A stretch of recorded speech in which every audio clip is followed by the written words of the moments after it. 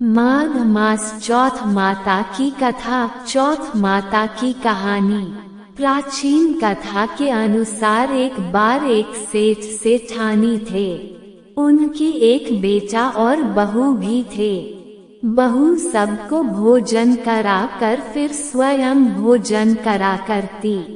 उनकी एक पड़ोसन ऐसी भी थी जो रोज बहू से पूछती कि बहू आज क्या बनाया गया है।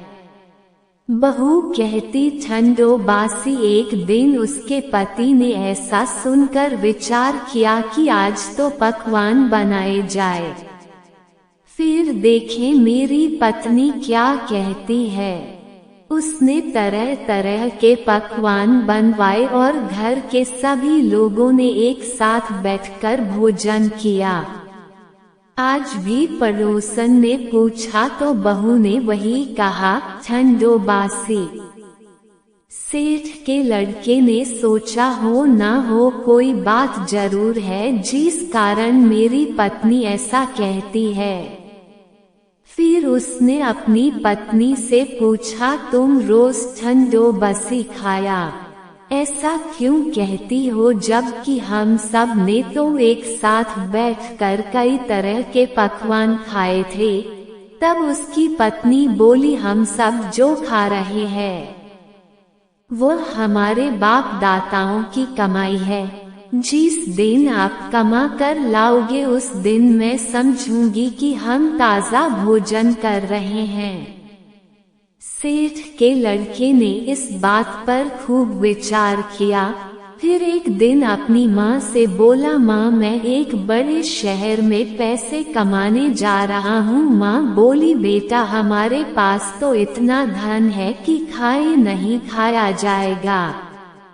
माँ के मना करने पर भी बेटे ने खुद कमाने का निश्चय कर लिया और जाते समय अपनी पत्नी से बोला कि मैं जब तक कमाकर बहुत सारा धन लेकर वापस ना लौटाऊं तुम चूल्हे की आग मत बुझने देना। और फिर एक दिन चूल्हे की आग बुझ गई। तब वह मन ही मन घबराने लगी, कहीं मेरे पति पर कोई संकट तो नहीं आ पड़ा। जल्दी से पड़ोस में से आग लाकर चूल्हे में रख दूं, ऐसा सोचकर वह पड़ोस में गई। वहां पड़ोसन चौथ माता का व्रत पूजन कर रही थी। पड़ोसन ने कहा, बहन थोड़ी देर में आकर ले जाना। बहू ने पड़ोसन से पूछा कि आप यह व्रत क्यों करती हो, इससे क्या मिलता है। पड़ोसन बोली, चौथ माता के इस व्रत को करने से अन्न लक्ष्मी मिले और अपनी मनोकामना भी पूरी होती है। अब बहू भी चौथ माता का व्रत करने लगी। दीवार पर चौथ माता बनाई और उस दिन घी गुड़ का चूरमा बनाकर रात को चंद्रमा को अर्घ्य देकर भोजन करती। ऐसा करते करते उसे बहुत दिन बीत गई। उधर चौथ माता ने बहू के पति को सपने में दर्शन दिए कि साहूकार के बेटे तू जाग रहा है कि सो रहा है। तेरी पत्नी तुझे बहुत याद कर रही है, जा घर जा और उसकी चिंता मिटा। तो दुकान खोलकर चंकू केसर का पगलिया बना के बैठ जाना, आज तेरा सारा हिसाब किताब चुकता हो जाएगा। अब तो चौथ माता ने जैसा कहा था वैसा ही हुआ। उसने घर जाने की तैयारी की और गाड़ी भर कर धन दौलत लेकर चल पड़ा। रास्ते में एक बड़ा सा काला नाग फन फैलाए बैठ गया और बोला, आज तो मैं तुझे डसूंगा छोड़ूंगा नहीं, तेरी उम्र पूरी हो गई है।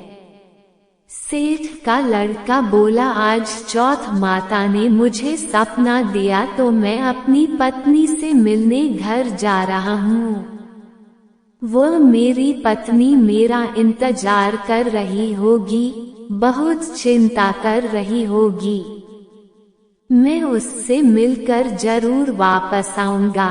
तब तुम मुझे डस लेना। नाग बोला, तुम अगर शपथ लेकर जाओ तो ही मैं तुम्हें जाने दूंगा, अगर तुम लौटकर नहीं आए तो मैं तुम्हारे घर पर आकर ही तुम्हें डस लूंगा। इस प्रकार साहूकार का वह बेटा सांप को वचन देकर अपने घर पहुंच गया। वहां सभी से हंसी खुशी से मिला और भोजन करके फिर एक कोने में उदास होकर बैठ गया। उसकी पत्नी ने उदासी का कारण पूछा तो पति ने काले नाग वाली बात बताते हुए कहा, अगर मैं उसके पास नहीं जाऊंगा तो वो घर आकर ही मुझे रस लेगा। पत्नी बहुत चतुर थी, बोली, आप घबराओ नहीं, लेट जाओ, मैं एक उपाय करती हूँ। पत्नी ने कमरे के 7 पेड़ी धोई। पहली पेड़ी पर रेत, दूसरी पर इत्र, तीसरी पर गुलाल फूल, चौथी पर कंकु केशर, 5वीं पर लड्डू पेड़ा, 6ठी पर दादी गलीच और 7वीं पेड़ी पर दूध से भरकर कटोरा रख दिया। इस प्रकार वे 7 ही पेड़ी सजाकर बैठ गई। आंधी रात होते ही वह नाग आकर पेड़ी चढ़ने लगा। पहली पेड़ी पर रेत में लौट गया और कहने लगा, सेठ की बहू ने आराम तो बहुत दिया, लेकिन क्या करूं? वचन से बांधकर यहाँ आया हूँ, इसलिए डसूंगा तो मैं जरूर। इस प्रकार 7 ही पर वह नाग आराम करता हुआ और कहता कि दुसूंगा जरूर कमरे में जाने ही वाला था कि चौथ माता ने विचार किया कि अगर मैं इसे नहीं बचाऊंगी तो संसार में धर्म, कर्म और व्रत पूजन फिर कौन मानेगा। अब तो गणेश जी, चंद्रमा जी और चौथ माता ने साहूकार के बेटे को बचाने का विचार किया। चंद्रमा जी ने उजाला कर दिया, चौथ माता ढाल बन गई और गणेश जी ने तलवार लेकर नाग को मार दिया और ढाल से ढक दिया। बहू भी थकी हारी सो गई। दिन हुआ तो लोग बेटे से मिलने आए, परंतु बेटा बहू तो उठे ही नहीं थे। बहुत देर हो गई तो माँ उन्हें उठाने के लिए गई। माँ ने 7 पैड़ियों पर जो कुछ देखा तो बहुत घबराए और जोर से बेटे बहू को आवाज लगाई। बेटा बहू उठे तो देखा कि एक ढाल तलवार वहाँ पड़ी है। अब ढाल उठाई तो वही काला नाग मरा हुआ पड़ा है। बेटा बहू ने सोचा कि आज तो धर्म कर्म ही अड़े आए, जब भगवान श्री गणेश और चौथ माता ने हमारी रक्षा की। हे चौथ माता, आपने जैसे सेठ के बेटे बहू की रक्षा की, वैसे सबकी रक्षा करना। प्रेम से बोलिए चौथ माता की जय। अमर सुहाग और पीहर देने वाली गणेश भगवान की कहानी। एक बार की बात है, एक भाई और बहन थे। बहन का विवाह हो चुका था और भाई भी अपनी पत्नी के साथ अपने घर में रहा करता था। बहन का नियम था कि वह अपने भाई का चेहरा देखकर ही भोजन किया करती, इसलिए हर रोज वो सुबह उठती और अपनी ससुराल में घर का सारा काम जल्दी जल्दी करके अपने भाई का मुंह देखने के लिए उसके घर जाया करती। एक दिन रास्ते में पीपल के नीचे गणेश भगवान की मूर्ति रखी हुई थी। उसने भगवान के सामने हाथ जोड़कर कहा कि हे गणपति, मेरे जैसा अमर सुहाग और मेरे जैसा अमर पीहर सबको दीजिए। ऐसा कहकर वह आगे बढ़ जाती। जंगल की झाड़ियों की कौंचे उसके पैरों में चुभा करते। एक दिन वह अपने भाई के घर पहुंची तो उदास होकर भाई का मुंह देखकर बैठ गई। भाभी ने पूछा, तुम्हारे पैरों में क्या हो गया है? ये सुनकर उसने भाभी को जवाब दिया कि भाभी, रास्ते में जंगल की झाड़ियों के गिरे हुए कांटे मेरे पाँव में चुभ गए हैं। सुनकर लड़की की भाभी ने अपने पति से कहा कि सुनिए, आपकी बहन जब आती है तो रास्ते में झाड़ियों के गिरे हुए कांटे उनके पाँव में चुभ जाते हैं। आप रास्ते को साफ करवा दो। भाई ने तब कुल्हाड़ी लेकर सारी झाड़ियों को काट कर रास्ता साफ कर दिया। सारे कांटे भी हटा दिए। सफाई के कारण भगवान गणेश जी की मूर्ति का वो स्थान भी वहां से हट गया। अब तो ये देखकर भगवान गुस्सा हो गए और उसके भाई के प्राण हर लिए। लोग अंतिम संस्कार के लिए जब भाई को लेकर जा रहे थे तो उसकी भाभी रोते हुए लोगों से कहने लगी कि थोड़ी देर रुक जाओ, उनकी बहन आने वाली है, वो अपने भाई का मुंह देखे बिना नहीं रह सकती, उसका ये रोज का नियम है। तब लोग कहने लगे, आज तो देख लेगी पर कल कैसे देखेगी। अब उधर रोज की तरह बहन अपने भाई का मुंह देखने के लिए जंगल में निकली। आज उसने देखा कि जंगल में तो सारा रास्ता साफ किया हुआ है। जब वह थोड़ा और आगे बढ़ी तो उसने देखा कि सिद्धि विनायक को भी वहां से हटा दिया गया है।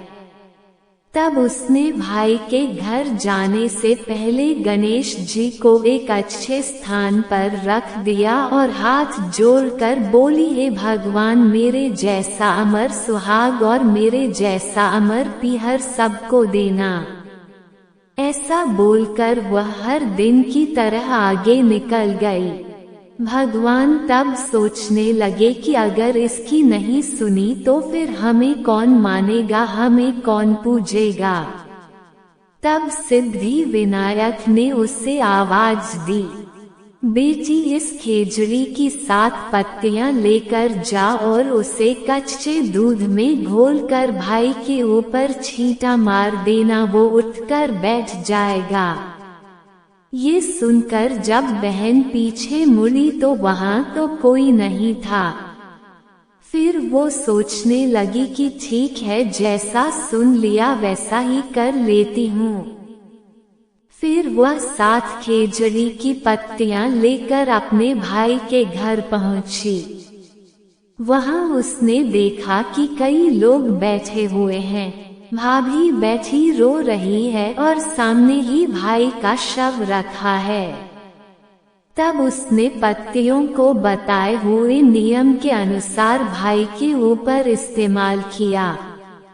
भाई तुरंत उठकर बैठ गया। फिर भाई बहन से बोला कि मुझे बहुत ही गहरी नींद आ गई थी।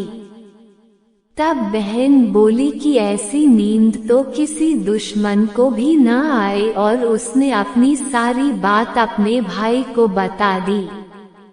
मान्यताओं के अनुसार ये है गणेश भगवान की कहानी, जिसे सुनने पर भगवान गणेश की कृपा प्राप्त होती है। एक बार गणेश भगवान एक छोटे से बालक का रूप धर कर चिमटी में चावल और चमचे में दूध लेकर धरती पर आए, और वहां आने पर वो एक गांव में गए जहां वो हर किसी से कह रहे थे कि कोई मेरी खीर बना दो, कोई मेरी खीर बना दो। एक बूढ़ी माई बैठी हुई थी। उन्होंने कहा, ला बेटा मैं बना दूं। अब वह छोटा सा बर्तन चूल्हे पर चढ़ाने लगी। तब गणेश जी ने कहा, दादी माँ, छोटी सी भगोनी मत जाओ, आपके घर में तो जो सबसे बड़ा वाला बर्तन होना वही चढ़ा दो। बूढ़ी माई ने बालक का मन रखने के लिए वही किया। वह घर के भीतर गई और घर का सबसे बड़ा भगोना लाकर चूल्हे पर चढ़ा दिया। वह देखती रह गई कि उसमें जो थोड़े से चावल उस बड़े बर्तन में उन्होंने डाले थे वो तो पूरा का पूरा भर गया। अब गणेश जी ने कहा, दादी माँ मैं नहा कर आता हूँ, तब तक खीर तैयार हो जाएगी।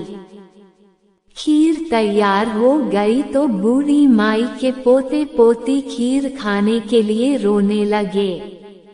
बूढ़ी माई जब भी कुछ बनाती तो बिना गणेश भगवान को भोग लगाए कुछ नहीं खाती, न ही किसी और को खाने देती थी।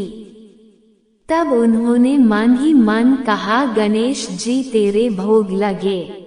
ऐसा कहकर उन्होंने चूल्हे में थोड़ी सी खीर डाली और कटोरी भरकर खीर बच्चों को दे दी।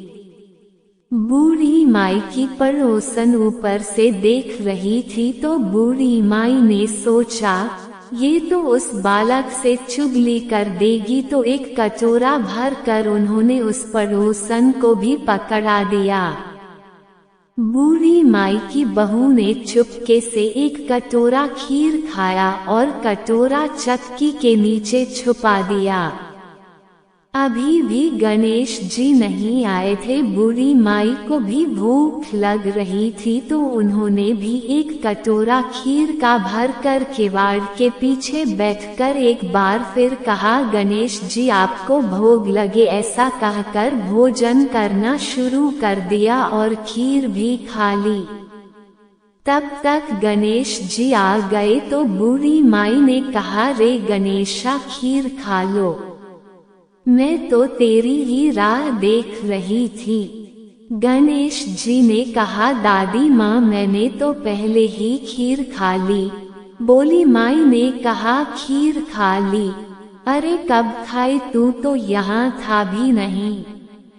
गणेश जी ने कहा, जब तुम्हारे पोते पोती ने खीर खाई तब खाई थी, जब तुम्हारी पड़ोसन ने खाई तब खाए, और जब तुम्हारी बहू ने खाई तब भी मैंने खाया। अब तुमने खाई तो मेरा तो पूरा पेट ही भर गया।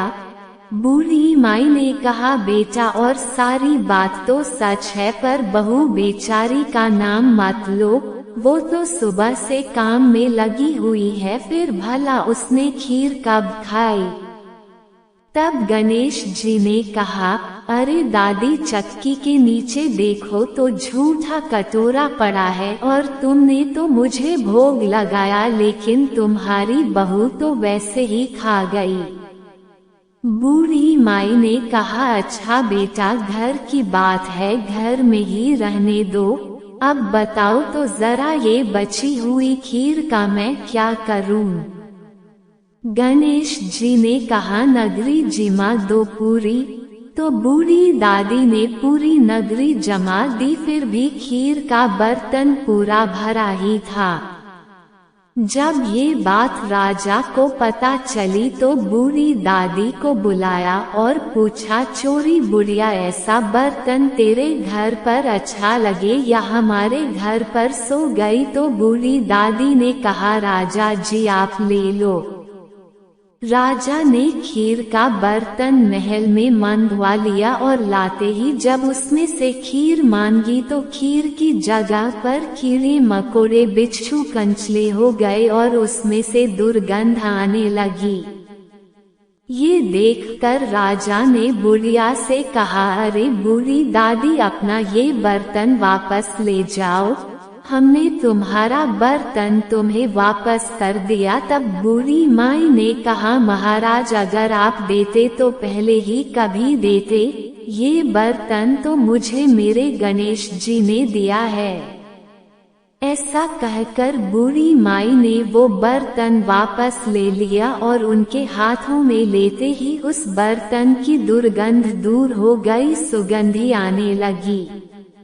घर आकर बूढ़ी दादी ने गणेश जी से कहा, अब बताओ बची हुई खीर का क्या करें? तब गणेश जी ने कहा, करना क्या है? बूढ़ी दादी झोपड़ी के कोने में गड्ढा खोदकर गाड़ दो। उसी जगह सुबह उठकर वापस खोदोगी तो धन के 2 मटके मिलेंगे।